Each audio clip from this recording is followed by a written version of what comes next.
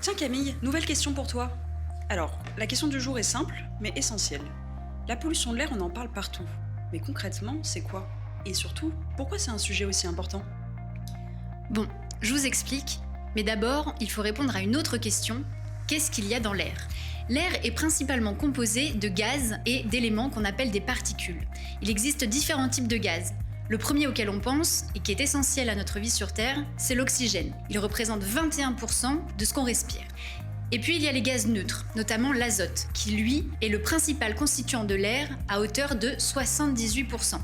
Et dans le 1% restant, il y a d'autres gaz et d'autres particules, dont certains peuvent être dangereux pour notre santé ou pour notre planète. Parmi eux, il y a d'un côté les polluants de l'air et de l'autre les gaz à effet de serre. Et l'augmentation des gaz à effet de serre, comme le dioxyde de carbone ou le méthane, joue un rôle crucial dans le changement climatique. Pollution de l'air et changement climatique, ce sont deux sujets très liés mais différents, et ça, on vous l'expliquera dans une prochaine vidéo. Aujourd'hui, on se concentre seulement sur la pollution de l'air. Et qu'est-ce que c'est? Eh bien tout simplement des substances présentes dans l'air qu'on respire et qui sont nocives pour notre santé. En Île-de-France, les polluants les plus présents sont le dioxyde d'azote, l'ozone de basse altitude et les particules. Et aussi des pollens, oui, et les personnes allergiques le savent bien, le pollen répond aux caractéristiques d'un polluant. On le respire et il peut être dangereux pour notre santé.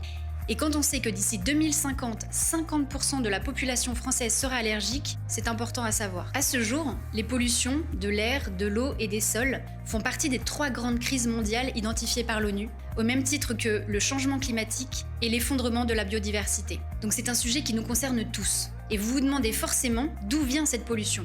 La pollution de l'air vient principalement du bois et des énergies fossiles que l'on brûle. Les énergies fossiles, ce sont le pétrole, le charbon et le gaz fossile.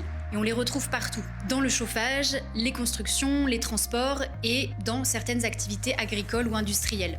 Autant dire dans beaucoup de nos activités du quotidien. Mais alors, et on en revient à notre question initiale, pourquoi est-ce un sujet aussi important? Eh bien parce que, comme je vous le disais, les polluants de l'air ont un vrai impact sur notre santé. En Île-de-France, la pollution de l'air est encore responsable de 8000 décès prématurés chaque année. Elle favorise aussi le développement de nombreuses maladies chroniques, par exemple l'asthme ou le cancer du poumon, et de maladies cardiovasculaires, comme l'AVC, l'infarctus ou l'hypertension artérielle. Donc non, la qualité de l'air, ce n'est pas seulement une histoire d'environnement ou un sujet technique. C'est aussi un enjeu majeur de santé publique. Et ça, vous le savez déjà, parce que vous êtes 49% en Île-de-France à placer la pollution de l'air dans le top 3 de vos préoccupations environnementales. Donc continuer à réduire la pollution, c'est continuer à protéger notre santé et notre environnement.